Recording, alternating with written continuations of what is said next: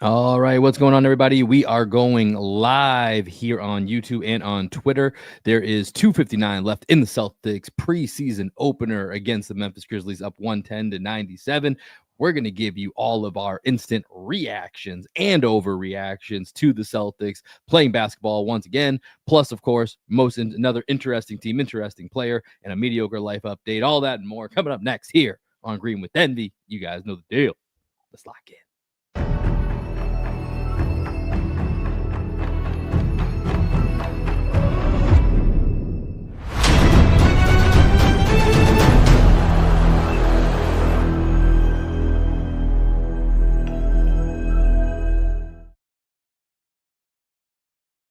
What up, what up, what up? Welcome into another edition of Green with Envy, where basketball is back.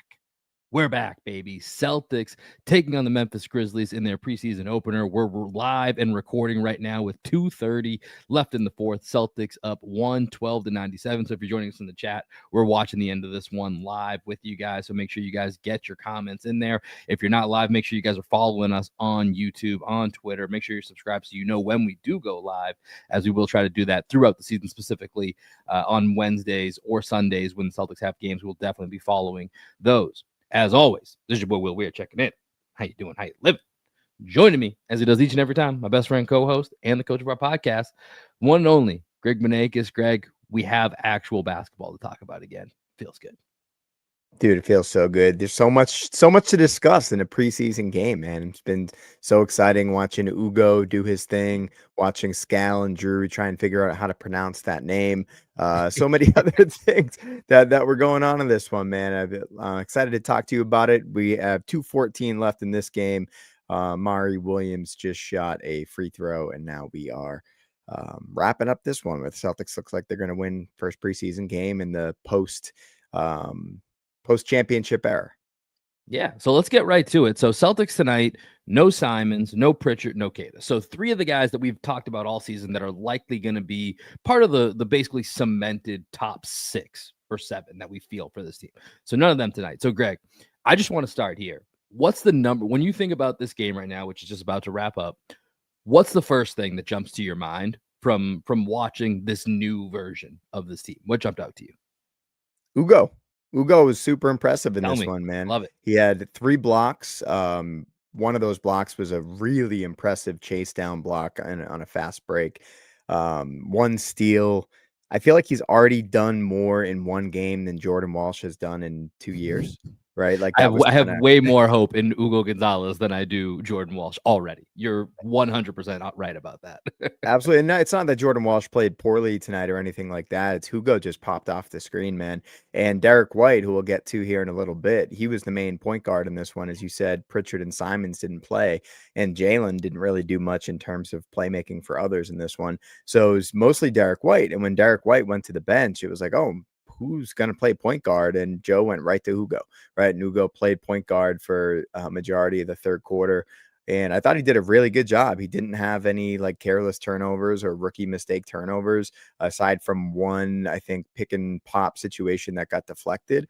But that can happen to anyone, right? And I thought his seasoning that you already see, having played pro for so many years, really showed itself in this one. I was just really impressed with him, his energy, his instincts on the court. He even hit somebody with a sham god at one point. I don't know if you caught that, but he was just out there saucing it up. I mean, Ugo's been in, as Drew Carter talked about, he's been in the Real Madrid program since he's 9 years old. Like I thought Drew made a really good point about how it's like the Real Madrid program is essentially, you think of some of those bigger prep high schools out here in the US.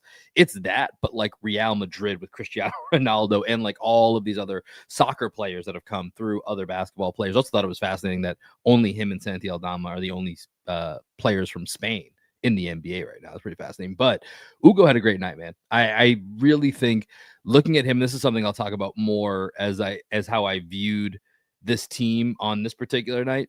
There's a lot of things I like about different guys. I wish I could combine a few of these things with some of these guys so they'd be a little bit more well-rounded. Like imagine if Ugo had Josh Minett's size. Right. And if either of them could shoot like Chris Boucher or even, or somewhere along there. Josh Like, Minott cannot shoot. so this is the thing. So Hugo Gonzalez, I think you're absolutely right. Defensively, I was like, I think Hugo. I mean, now granted, the Grizzlies are playing without like 5 or 6 of their main rotation guys, but Hugo Gonzalez defensively, I think just automatically stood out as like, yeah, this guy is going to be active. I don't know what exactly his role is going to be yet, but he's going to be active and he's going to get his hands in there. He's going to get in the mix, right? He's going to get those big ass hands in the mix. He's going to get them, into the passing lanes. He's going to be blocking shots, which is something I hadn't necessarily thought of yet. Like with his hands, I was like, oh, he's definitely going to get, some deflections. But seeing specifically that block shot that you mentioned on the break, I was like, damn, I didn't see that coming. Mr. Gonzalez, I was not familiar with your game quite yet. So I think he has to be the number one thing that stood out. And I think, and we'll talk about, the Jalen, Derek White. I think that those are important for us to get to talk about them as well. But I think that bench unit of Ugo, Minot, and Garza, like that was really kind of what stood out to me. Again, they all have imperfections, but I think the energy that the unit had out there with the three of them was just something that I think really stood out and was a differentiator from the Grizzlies backups versus the Celtics backups. Yeah, and when you pair them with Chris Boucher as well, who I thought just like he was just a ball of energy anytime he's on the court. It's just a lot of fun watching the young guys play and watching Joe try and mix and match. I see a comment from Still Swerving in the chat. He says a lack of depth is pretty prevalent. I wonder how Joe will tweak this as the season goes. And I mean, you were missing 3 of your top Right. tonight, right? So even with that, I think you could actually make the argument that the depth was better than you would hope for in this one, right? I Being mean, to your able point, like Derek White was out. It was like, who's handling the ball here? Right. Like where do we go? No Simons, no Pritchard. And he went to Ugo. But like that's to a degree that speaks to it being and it didn't go horribly, right? Like it was a little bit better maybe than you thought it would go. right. Yeah, and then Garza, Scal called it out in the broadcast multiple times. Just like his screening ability was really impressive in this one. The timing of those screens, knowing how long to hold the screen, when to get out of the screen early. He doesn't have the size of Luke Cornett, who's all 7'1.5", 7'2". Luka Garza is more like 6'9", 6'10". So he's not the target that Luke Cornett is, but he did a lot of the same stuff. Like there was some Al Horford in his game. There's some Luke Cornett in his game. But defensively, he's not going to be that guy that you need. He's not going to be the rebounder that you need. And that was something that stood out to me, not to get negative on this because we didn't have our biggest guy out there in Kada, but we are going to struggle to rebound this year. And Yeah, that's which something I think that is going to we've mentioned many times already. exactly. We know that's going to be a problem. And I will say this: Garza had 10 rebounds, right? So he like Mhm. that he's going to need to be Domantas Sabonis on defense, right? Like I get it. You're not gonna be a rim protector. You're not gonna be lockdown. Can you just gobble up rebounds? Like Can you that's gobble what up I am gonna. rebounds and make anyone who's coming into the paint think that you might hurt them? Yeah, just gotta like get big, right? We talk about that when you're at like a concert or something, trying to save a spot. Can you get big? Can you get big and make them feel your presence? That's gonna be the task of Luka Garza. And I thought for tonight, like what without having a ton of expectations, 10 points, 10 rebounds, lot of activity. Like I'm very happy with the night that I got from Luka Garza tonight. And I think Josh Minott fits into this as well. Obviously shooting is going to be an issue. I'm him having a shot away from being very excited about him being the wing that the Celtics have missed with the athleticism, the defense. Like this is something that you and I have talked about for the last couple of years. Like you can make up for it when you have the Jays, but you always wish you had that one more piece. And it's like, hey, can we sign Torrey Craig at the end of the season? Maybe that's him. It's not. Could Jordan Walsh be that guy? So far, the answer is no. Josh Minott, I liked what I saw out of him. Minus the shot, I thought he had a really nice in the first half. He went to his left, got that left-handed layup to go. I was a Mhm. little surprised by that move. That took me by surprise. But he had 8.7 rebounds, 3 assists, 3 steals, and a block. Like that's a super active night from him. And so that at least gave me a lot of hope. We got to see what happens with the shot and if Joe's going to actually play him and let him take 5 threes a game when that's probably going in 1 out of 5 each night. Like that's going to be a little bit of a tougher ask. But I think as far as first impressions go, Luka, Josh, and Ugo, they at least have to be in the A minus, B plus range. Like that as a first impression, I think they all easily pass the test tonight. Oh yeah, every single one of them was better than I was hoping that they would be. Right, Josh Minott was giving me Jaden McDaniels vibes out there, right? Like where he's just like 6'9", super athletic out there on the wing, causing Mm-hmm. problems, getting deflections, being athletic on the break, getting offensive rebounds. He had 3 offensive rebounds in this one, and I thought that was something that stood out to me with the Celtics and the up tempo style. They had 17 offensive rebounds, and I think playing with pace can translate into other aspects of the game, including hustle points and those Tommy points, right? And I think that if everybody on the court is committed to playing full speed, 94 feet for the entire game for however long they're in there, you're going to see more deflections. You're going to see more chaos. You're going to see more offensive rebounds in a in a league that is going to require the Celtics, who are, had a big talent bleed over the offseason, to make up for it with the little things. And I think there are all these things that these guys, Chris Boucher, Xavier Tillman, even Sam Hauser can be pretty handsy and get in passing lanes. Baylor Shireman had 4 offensive rebounds tonight. Like there's all these guys that can be disruptive when given the chance. It's just cool to see that with this current iteration of the Celtics in this preseason, one game, Mm-hmm. complete overreaction. But I'm excited about this season, Will. I think Yeah. that we're going to see some fun basketball. I mean, listen, they were pushing off of makes, right? Like it was constant. And something I noticed early on is I think Joe knows that, rebounds are going to be an issue most nights. And so almost at times, rather than cracking down with all 5, it's like, let's leak out. Let's have somebody leak out and let's try to push the tempo and get the easy bucket on the other end, right? And so you saw a couple guys break out, and you mentioned the offensive rebounding, which was a pleasant surprise. And something I think I'm going to probably be tracking with this team is, again, Missoula ball is advantage basketball, is just the total number of shots that they get up. So for tonight, they end up getting up 95 shots to the Grizzlies 83 plus 12 in that category. I feel like that's going to be a very important statistic for this team because rebounding is going to be questionable, because they're going to want to push the tempo. It's going to be an interesting balance to see how that all plays out. And so it's something that I just want to keep an eye on here going forward. But I enjoyed the tempo, especially, looking at the first half when you still had Jaylen Brown and Derek White, who played a little bit in the second half. Like I liked what I saw, right? Like you said, I think especially, and some of this might have been due to the personnel that the Grizzlies had, which, by the way, this game has gone final 121-103. Celtics get the dub. This might have been due to partially the Grizzlies personnel, where, as you said, Jaylen Brown was just in full attack mode. There was not a lot of distributing from Jaylen Brown happening 0 tonight. assists. Yeah. Yeah, 0 assists, and I don't know how many. I don't have it here for potential assists. I can't imagine that number's more than 2. Yeah. And it was probably at the very end of the shot clock. But he did put up 21 points here, got to the free throw line 8 times, 6 of 13, 3 of 6 from the field. And I thought he was getting great shots. I thought he was really in control. I didn't think he was out of control. He just had a very singular focus. But then that left it to Derek White to kind of facilitate. And this is going to be a different version of Derek White, where he's going to have to shoulder a lot more of that load. And tonight, he only plays 26 minutes here, sits the entire fourth, back half of the third, but 16 points, 10 assists, only 1 turnover. That's a very encouraging sign, especially with the tempo that this team was playing. What did you see out of those starters, those main guys that we saw in the first half? Yeah, I want to start with Derek White because I think other than Ugo, who stayed in the game longer than D White, right? And it's just like brand new, so he's just exciting to talk about. Derek White was the most impressive player on the court tonight, right?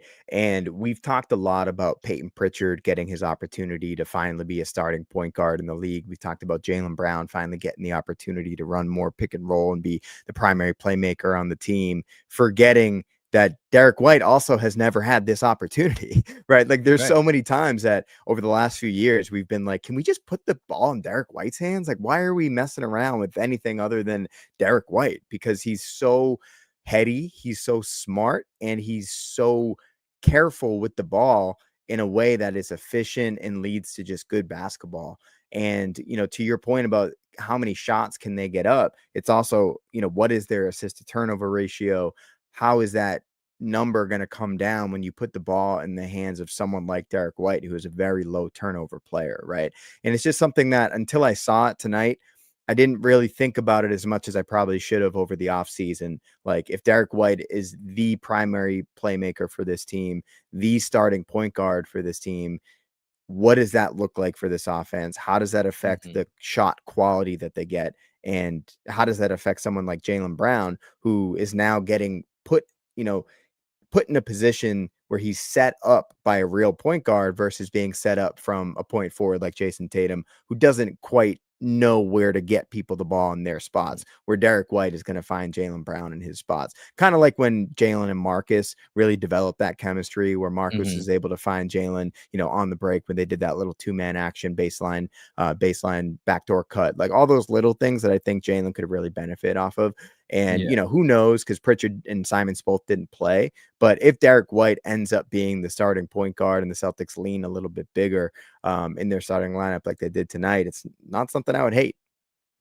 Yeah, I love seeing the playmaking out of Derek White. And you're right. I think that was something that probably was overlooked in the Pritchard's getting a bigger role. Simons is the new guy in town. Derek White, we know what to expect. He's the second best player on this team. And so, it was like, yeah, he'll have more responsibility, but I don't think we really gave enough thought to what that responsibility will be and what it will look like. And there's two things that I think stood out to me is one, obviously, like you said, him taking on the lead ball handling and creative responsibilities. And then number two, I just tried looking this up. I would love to bet somewhere that Derek White might lead the league in 3-point attempts. Like, I feel like there's a good chance that might happen because I think Derek is going to do those two things. I think he's going to obviously, do all the things that we're talking about here that he's going to get a chance to do that he hasn't really had a chance to be the lead guy doing. But 2 of 9 from 3-point tonight in 26 minutes. You give Derek that full 32, 35 minutes, whatever he's going to end up playing per night. I think we're going to see a lot of games with Derek White shooting 10 plus threes. Like, I think that's fully in play. So whatever that's going to come out to be, I think that's something that could be on the table. But yeah, I think as much as we've talked probably more about the Pritchard and Simons factor, I think Derek White, like, little forgotten, not entirely, obviously, but I think tonight him coming out and having a double-double right off the jump was a little bit of a reminder, like, hey, guys, yes, playmaking is not the same without Jason Tatum, but I'm going to take on a lot of that load. And actually, this is something I was thinking about when you were talking, Greg, about setting Jaylen Brown up and like how Tatum, it's not quite the same. And part of that is Tatum's number one option is I can score better than like everyone but like 5 people in the world, 6 people in the world, whatever it might be. So that's always going to be option one is like, is there an option for me to score? Option two is let me set somebody else up. With Derek White or with some of the other guys, it's going to be, hey, Jaylen Brown's the best scorer on this team. How can I put him in the best position, right? So it's going to be a little bit of a shift of mindset. But I thought both Derek and Jaylen came out with very intentional prerogatives. Let's talk about the rest of the starting lineup. Can we pause real quick, Will? Yeah, go for it. We got a couple comments in the chat. I just want to show love to the chat because we're live after a preseason game and the people are here, right? Phil, Cool Genuine Phil says double for the ball and Baldy. Rob version 1, one of our favorite commenters. He says, yeah, we should have put the ball in White's hands. I'm assuming he's talking about last year and let him create easy double. And we say we need to start Simons or PP because we don't have a point guard. We have a starting point guard. It's D White. And then he also says, I liked this bigger starting lineup, which is where we're about to get to. Tillman, Garza needs a Boucher, Minot to protect the rim. Sam at the 3, JB back at the 2 is such a great advantage for us. I felt the most confident with D White. Appreciate you, Rob. Appreciate you, Phil. Welcome back to another season. Go ahead. Yeah, I was gonna say, let's talk about the rest of the starting lineup. So as you mentioned, they started big. No Pritchard, no Simons. So Tillman and no Queta. So Tillman, Boucher, Hauser get the start. My best guess, Greg, would be that there is a potential for this to be the starting lineup. And if it was, I would probably say Tillman for Queta is definitely going to be something that's switched out. But let's talk about specifically these 3 guys and then also the general concept of maybe playing bigger and coming a little in with a little more speed and quickness off the bench. Yeah, man, I never even considered Simons and Pritchard both coming off the bench together, right? We've been saying which one is going to be the starter, and now what if they both come off the bench? Crazy Joe Mazzulla. You never try to guess what Joe's going to do. He's got something up his sleeve.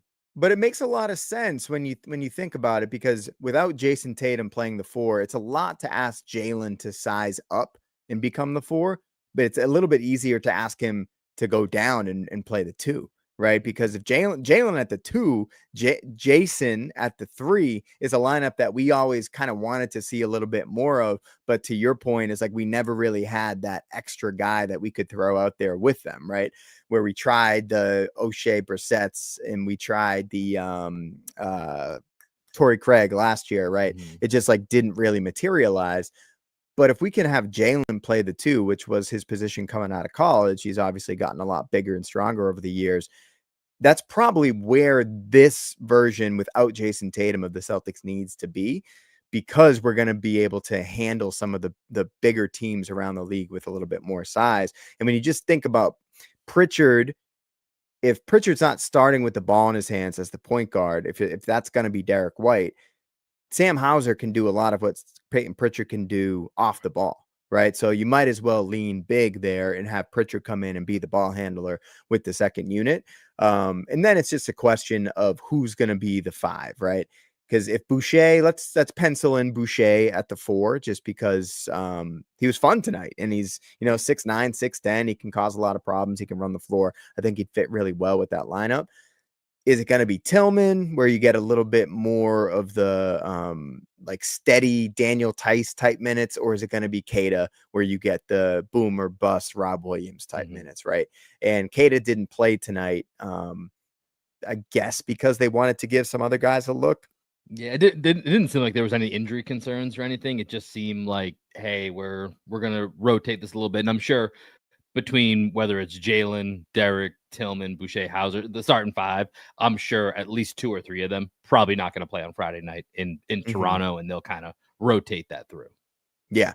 Yeah, that's what I'm thinking. So, I mean, I like the idea of Jalen, D. White, Hauser, Boucher, and Keita, especially if you go high pick and roll with Keita, gravity rolling towards the basket. It takes away the pop threat. But I think you saw tonight with Garza and his ability to time his screens really well. And you think about Luke Cornett last year. If Keita can learn how to set screens without offensive fouling, then I think that could be a really effective lineup, because Derek White is going to run a great pick and roll up top. He's going to be able to, hunt the switch pocket. He's going to be able to dance behind the screen and shoot the 3. You've got Jaylen Brown on the wing. You got Sam Hauser coming off of pin downs. And then if you hit Keita on the short roll, Keita has shown himself to be a decent enough passer at this point. So Boucher being able to stretch the floor at the 4, I think that's actually the makings of a pretty efficient, kind of like archetype of an offense.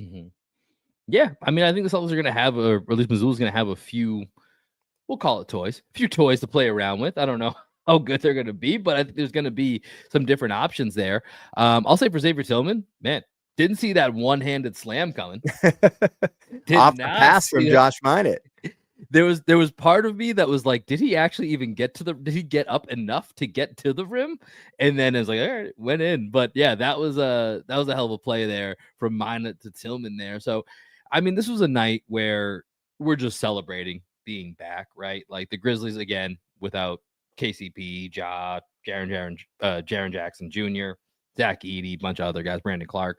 So not exactly like they had all of their guys. We had some of our guys. But it's encouraging that we whooped that ass.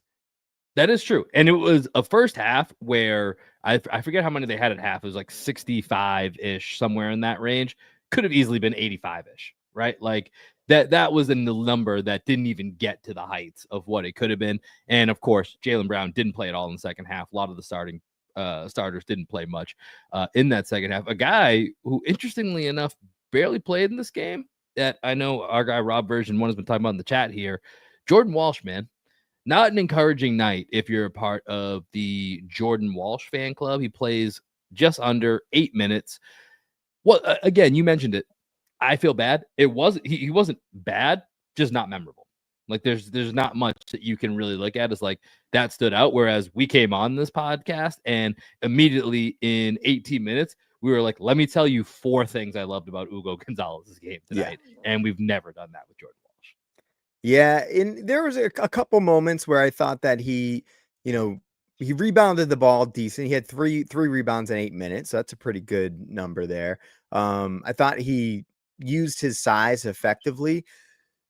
But when you look at, you look at Josh Minott out there, like it's just a bigger guy than Jordan Walsh Right. is, right? And if like you're penciling Walsh into a very specific role, you're gonna lean towards the guy that's 6'9" versus the guy that's 6'6", right? And like, Jordan Walsh is still super young. He's still like Mhm. 20, like barely 21 years old. He So was super it's, young when he came out. Yeah. yeah, it's not like we're giving up on the kid, but and it's just one game. Maybe there was a reason maybe Joe likes him better than the other two guys and was like, you know what, I'm gonna let these two guys do their thing, and Mhm. Jordan is gonna play more the other, like tomorrow night. He's gonna get his shot on Friday.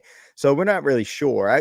I wouldn't say that I was unimpressed with Walsh. I just thought it spoke to how good Josh Minott and Ugo Gonzalez were. Right. Like they Yeah. really jumped off the screen, and Walsh, we've seen him play before. It wasn't the first time we ever seen him on a court. So we probably weren't as tuned into like every single thing that he was doing. So he'll have his chance. I'm not down on Jordan Walsh. I'm more up on Gonzalez and Minott. Yeah, I mean, it's fair enough. I think just the thing I've always that I can see instantaneously with Ugo and with Minot is like, hey, listen, I know shooting might be off. There might be this question, that question. You guys are going to affect the game with your athleticism, right? Like Mm-hmm. that's Yep. already going to be there. And with Jordan, I'm just like, I get it. You don't make mistakes, but what do you do? What would you say that should do? Like that's kind of what we need from Jordan Walsh. So you're right though. We will see. We will see. There's more time here in the preseason. Walsh is young, but it is year 3, and on those second round contracts, it is a ticking time bomb. Unfortunately, no matter the age. So we will have to see about that. But anything else that you wanted to hit here, Greg? I'm excited basketball's back. I don't have a ton else personally, but if there's anything else that you think that we haven't hit from this preseason Celtics 121-103 victory, let's get to it. Anything else? We can cross the Ugo Gonzalez hand stuff That's from right. Drew Bingo Carter off card. the bingo board. Do we We count got that. Josh Minott's putback dunk as his poster No, dunk? I it's think not a I think we poster. can It wait was on that. nice. Yeah. It was really nice. It was really effortless, which I was like, "Oh shit, that was really easy from like an awkward position for him to be able to go ahead and do that." That's not the poster dunk. Ugo had a mega slam. Xavier Tillman slam that we talked about. Those would be probably the closest ones I can think of that would have counted as posters if they were Yeah. on the bingo board. So not quite yet for Ugo Josh got Minott. Ugo got a full 2 minutes of big hand conversation. So I Yeah.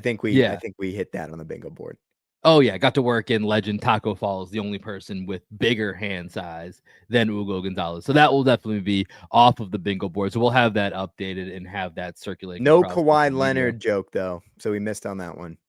I'm not gonna lie, I thought when the hand conversation came up, because Kawhi is also famous for having big hands, I thought that was gonna be an area where it was going. I didn't know the answer was Taco Fall. I thought the answer might have been Kawhi Leonard to that trivia question that Drew Carter Yeah. was hitting at. And Yep. I was like, oh, if Scale can't get it, I was actually on the edge of my seat. Like he might say he's a guy who loves planting trees, supposedly, or something to that effect. Yeah. Like I was waiting for it, and I was like, ah, damn, the answer was Taco. But yeah, so no Kawhi Leonard joke, and honestly, the fact that we didn't get it tonight, good chance we don't get it because that's unless Pablo, come Mhm. back out. We need part 7 if we're gonna hit this on the bingo board. Make Yep. sure that you're dropping something for us here so that Drew can mix it up and get a little spicy.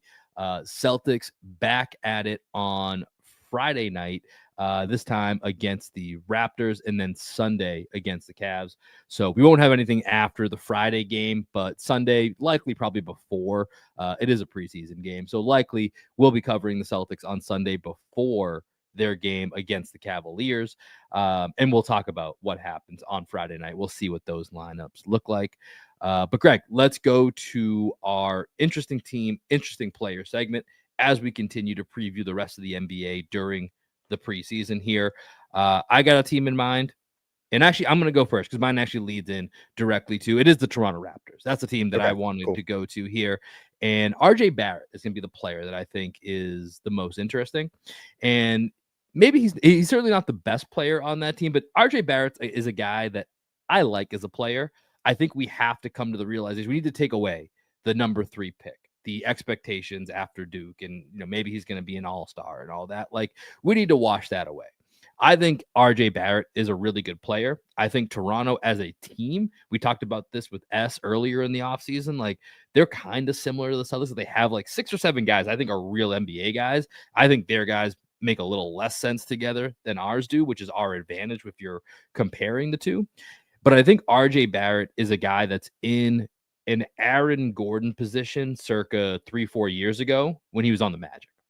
He's not going to be the guy living up to that top 5 potential, but I think there's a world in which RJ Barrett is the 4th, 5th, or 6th best player on a real competitive championship level team, but he needs to be within that right fit, kind of like Aaron Gordon found his spot in Denver. Of course, he's playing with Jokic, but being that 3rd, 4th best guy was what was meant for him, not being the 1st or 2nd best guy where he's going to be on a 7, 8, 9 seed Magic team, right? Mhm. And so I think for the Raptors, they're right in that mix of the Celtics, the Bucks, the Pacers, maybe the Heat, that are all just teams that, like, by default, one of them is probably going to be the 6th seed, and then they're all going to be in the play-in or just outside of it. Like, I think they're maybe to some, surprisingly to me, like in that mix of teams, but I think they have enough talent, and I think RJ Barrett is the forgotten piece. And I saw in the chat here, Simons for Barrett. I would be all in on that. I haven't looked at, what the contracts are and how they match up and all that, but I think RJ Barrett's a guy that, depending on when his contract's up, if you can course correct and get RJ Barrett, who I think is probably closer to the 25, 28 range. I'll look it up here in a minute, what his salary is. But if you course correct and get him in the 15 to $20 million range, I think that's an awesome player to have Mhm. in that range. And so I'm interested to see what type of season he has with the Raptors, where it's going to get weird with Ingram, Barnes, Barrett. How do you try to fit those guys together? Does that damage his value? Maybe it does, and the Celtics can find a way to squeeze in there and grab him, because I think RJ Barrett would be a tremendous fit for the Celtics. So RJ is signed through next year, becomes an unrestricted free agent in 27-28. He's making 27.7 this year, 29.6 next year. Yeah, so that would be the question: is, are you ready to take on that extra year? And that still doesn't Mhm. really help the Celtics balance their books. But I think he's a better fit than Simons. Let me hold up on. I haven't even seen Simons play yet. So let me hold up Yeah. on he's a better fit than Simons. In my head, theoretically, it would be a better fit. And I just, again, as we've talked about, if you can have the Jays and have a 3rd guy in there, RJ kind of fits that. I think probably 15 to 20 million is a better price point for it. But I'm interested to see what happens with him, because I think that could be either a trade candidate or, down the line in the next year or two, a guy the Celtics look at if the market course corrects itself. Yeah, I just don't see RJ being ineffective enough to make 15 to 20. I feel like he's always going to be right around that 25, 25 to 30 range. Which I still wouldn't hate. I think that he's a Yeah. good enough player to make that much money. Um, he's a gamer. He's got a really like he's got a he's a little bit like lefty Jalen Brown, a little bit. You know A what little I bit. mean? Like super physical, can get to his left hand anytime he wants.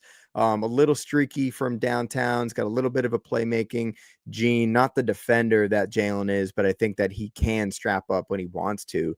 Right. And I think that RJ, he's just one of those guys that he's been one of the best players, like every single basketball court he's ever stepped on. He felt like he belonged, right, his entire life. And I don't think that ever goes away from someone who is as competitive as RJ Barrett is. And when you put him next to Jason Tatum, you put him next to Jalen Brown, I think that would be like probably the best wing trio in the entire league. I Right. mean, we already know that Tatum and Brown are the best duo in the league. So like you add RJ Barrett to that, that's pretty sweet. So yeah, I like that idea. I want to see Simons though. I do at least want to see the proof of concept with him. But if Simons ends up turning into RJ Barrett by the end of this year, I would be all in for that. Okay. My team, I'm going to go Eastern Conference, Southeast Division, Orlando Magic. My guy, you know who I'm going to pick? Jalen Orlando Suggs. Magic. Jalen Suggs. Got to be Jalen Suggs, man. Like their season fell apart when Jalen Suggs got hurt last year, right? Like he is the guy that is the glue piece. He's the Derek White of that team, right? And if the Magic are going to reach the potential that they have with Franz and Paolo just being absolute monsters, Jalen Suggs needs to be a huge part of that. And if he's unable to stay healthy, or if for whatever reason he has a regression with his 3-point shooting, they're just not going to reach that ceiling. Because when you add Desmond Bane to that, now you have a lineup of Jalen Suggs, Desmond Bane, Franz Wagner, Paulo Banchero, and Wendell Carter Jr., right? Like that's a pretty damn good starting five. There's no excuses for that team this year other than youth of their best players. But I think with Suggs, he's one of those guys that I think every single team in the league could take Jalen Suggs onto their roster, insert him into a very prominent role, and he's going to make a huge impact. He's just a winning player. I saw it all the way back at Gonzaga. Like I was ready to trade it all for Jalen Suggs back then. And he's one of those guys that I still think I can picture him. We talked about how Simons, we couldn't really picture him in green. Like I picture Jalen Suggs in green almost every day. Like I want him in Boston at some point. I just love the guy.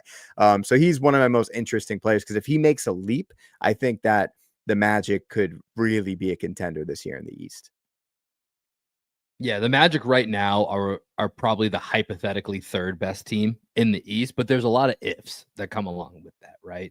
And Jalen Suggs, two big ifs with Jalen Suggs, taking another leap and staying healthy, right? And the staying healthy part probably being the number one thing that's most important. In his 4 years in the NBA, 48 games played, 53 games played, 75 in 23-24, where he shot 40% on 5 threes. Like if he replicates anything anywhere close to that with the defense that he had in last year, he played in 35 games, upped his scoring from 12 and a half to 16 and a half, shooting dropped back down to around 31% from three on a higher volume. But again, you're adding Desmond Bane, so you're creating space that the Magic have never had. Like if you can get that 23-24 version of Jalen Suggs with Desmond Bane, with Paolo, who, I've talked about multiple times, I think is on course to be a top 5 to 7 player in this league, maybe this year, maybe another year or We two away for Paolo that. He's getting over close. Ant last year. Yeah, and listen, I've had to back off that a little bit, but I still don't think it's far off. Like I think the two of them in 3 to 4 years, when the Durant's age out, LeBron's gone, Kawhi's officially gone, even like Jokic and Giannis start to get like a little bit older, like Paolo and Ant are going to be the guys that are right there with Tatum, with Shea, with Luka, I think, as the best players in this league in 4 years, whatever it's going to be. Like they're going to be right there. They're not going to be separated by much. Of course, I don't know how I forgot Wemby. Wemby will be in that mix as well. But Paolo's going to be right there. And then Franz can remember how to shoot. If Franz can remember how to shoot and Jalen Suggs stays healthy, those are like my two biggest questions with the Magic, right? For making everything about them feel a little bit more real. If those things can happen, I think the Magic are going to be a real problem.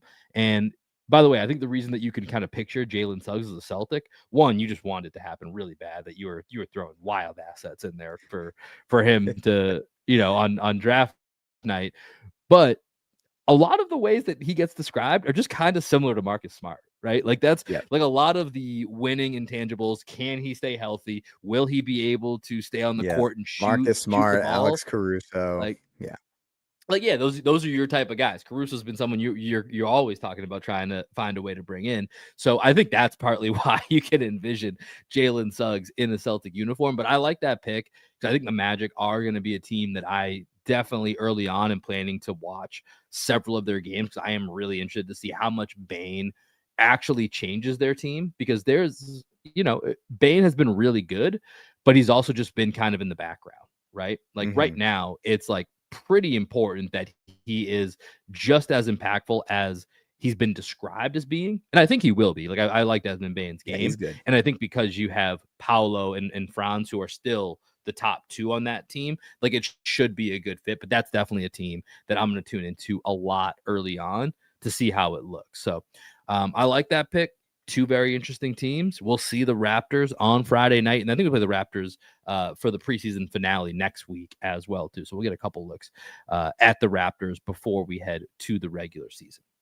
All right, Greg, I gotta admit here, I did not fully prepare our new theme music that we are going to have here for America's favorite new segment, Mediocre Life Update.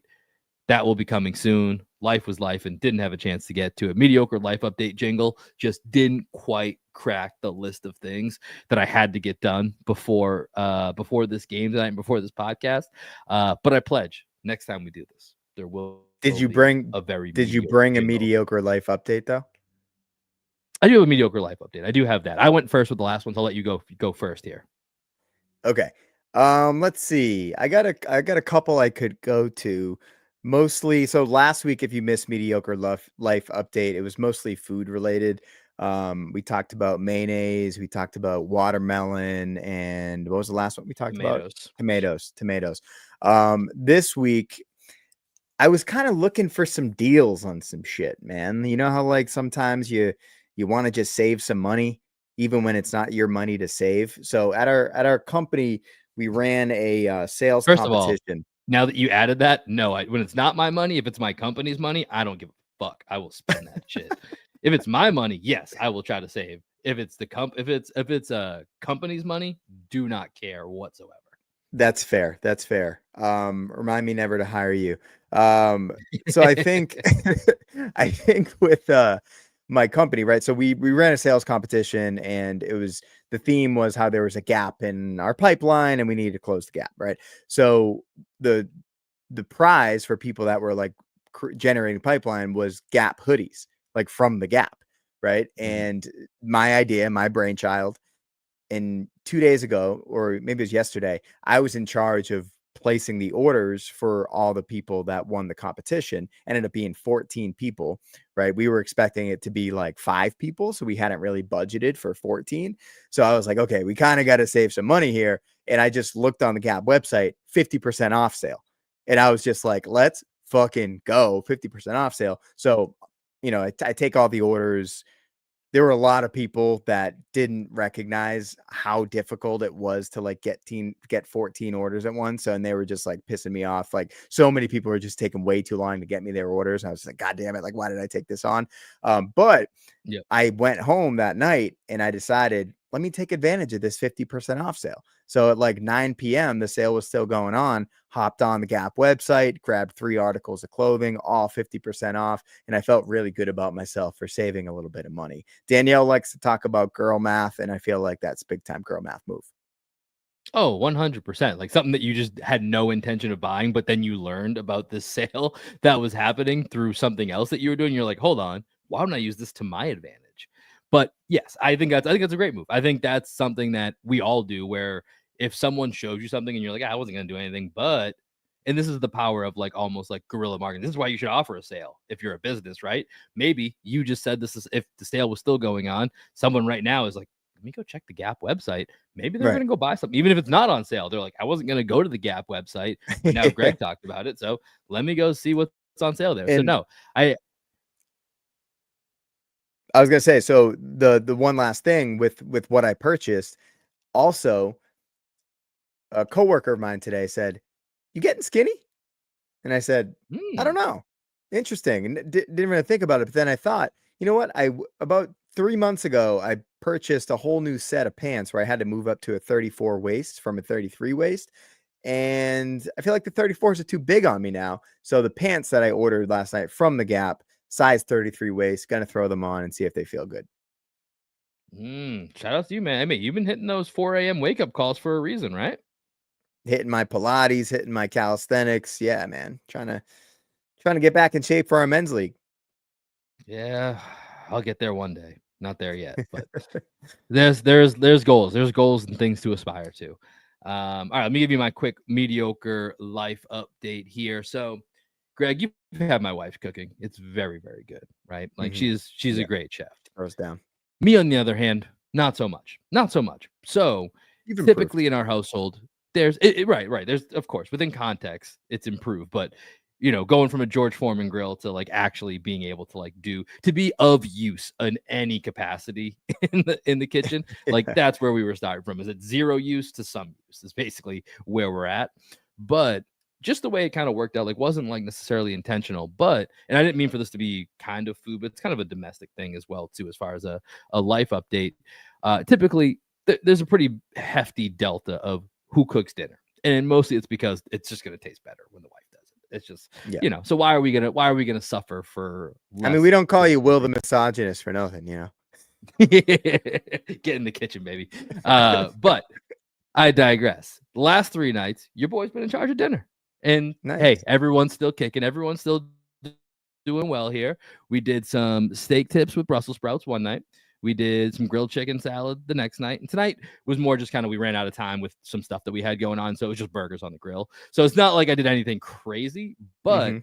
at the same time, it feels pretty good when you take on a role that is not usually yours in the household and feel like you managed it pretty successfully, right? Because there's times where you try to step up and it just is like, this is why I don't do it. Like Yeah. I fucked up. I forgot to, I forgot to take out some type of sheet that I didn't know about, and I did this all wrong or whatever it Yeah. might be. And it's like the effort was there, the thought was there, but the execution wasn't. So when it actually does go pretty well, and like if she heard this right now, she'd be like, "Oh, shut the fuck up!" Like that would be probably her reaction immediately. But for me, in this small arena that is our mediocre life update corner, I'm gonna give myself a pat on the back for 3 straight nights of locking down Good dinner. for you, man. Good for you. We went to Giorno tonight. Um, just kept it Oh, really, we used to do a lot of we used to do a lot more of like just have that on hand for like once a week or not once a week, once every 2 weeks or so. yeah. Haven't had a DiGiorno or like a frozen pizza in a minute. How is DiGiorno hitting these days? Me and you used to get down on DiGiorno when we lived together. It's all about how you dress it up, man. You know what I mean? If you just, Mm, it's just, if you're eating DiGiorno without any ranch to dip it in or hot sauce to put on the crust, like yeah, it's probably not going to a be little as hot good as. honey maybe. Yeah, yeah, he's gotta, like, trick yourself into it being really good.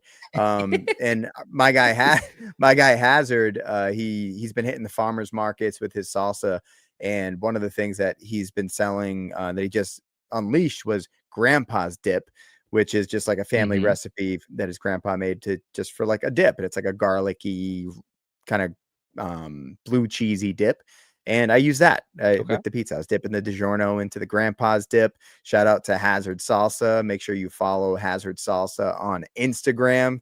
And yeah, he's just been crushing it with the farmers markets. We went to a farmers market this weekend, grabbed some cookies from this girl that makes these amazing homemade cookies. So for dessert, we went with these homemade cookies. 30 seconds in the microwave. It's like a Nutella chocolate chip cookie. And then we had chocolate chip That cookie sounds dough good. ice cream. So we just put the ice cream on top of like the melted chocolate and the Little scoop cookie. on top. Better than most desserts you get at a restaurant. So yeah. Yeah, underrated is having some oven baked cookies around the house. Lorena made some, I think, last weekend. They didn't last very long. I got a little too excited, but it's nice having them around. It's nice having some oven baked cookies around. It's a nice little touch for like after dinner to Yeah. really kind of put a bow I'm on the trying to night. figure out a way Uh, to where I'm eating dessert like once a week versus not eating dessert once a week. I need to like flip it because I'm eating yeah. dessert too much. Yeah, I'm kind of the same way, dude. I've been getting more. I've always enjoyed sweets. I've gotten way more of a sweet tooth in the last like 2 years or so, where I just feel Yeah. like Gets after worse when dinner, you I'm get the just like, kiddos around too. I mean, that's kind of what's also been happening right now as well. Is like dinner is happening simultaneously as like bedtime and like Yeah. bath time is happening, and then when it's all done, it's just like I need a treat. I need to reward myself. Somebody Right. give me a cookie, and it's like I don't want to have a beer, I don't want to have a drink. So like I'm in my head, I'm like, if I have a cookie, it's better than having a beer, right? Like so that's I would like agree. Yeah. almost the trade-off. Right. But at the end of the day, I kind of wish I just wasn't doing either. But it's just like, we're children raising What are you gonna children do? who are Eat a like, I fucking need to be carrot or rewarded. something, dude? Like, yeah, have a Yeah, cookie, bro. exactly. I know. Yeah, it's tough. All right. That's going to do it. That's mediocre life update. Shout out to our guy, Alex Gonzalez, who's not here today. He is at, I think, game 1, Capitals Wizards. So we'll get an update, or Capitals Wizards, Capitals Bruins. Wizards are the basketball team that play in the same city as the Capitals. You guys are doing there. But we'll get an update from him on day 1 on the job. But shout out to our guy. Good luck on the job. We will be back later this weekend. Again, we'll be next podcast sometime on Sunday. Make sure you're following us so that you know when we're going live, when these podcasts drop at Green MV Pod across all medias. That's going to do it. I'm Will. This is Greg. Celtics basketball is back. Let's go, baby.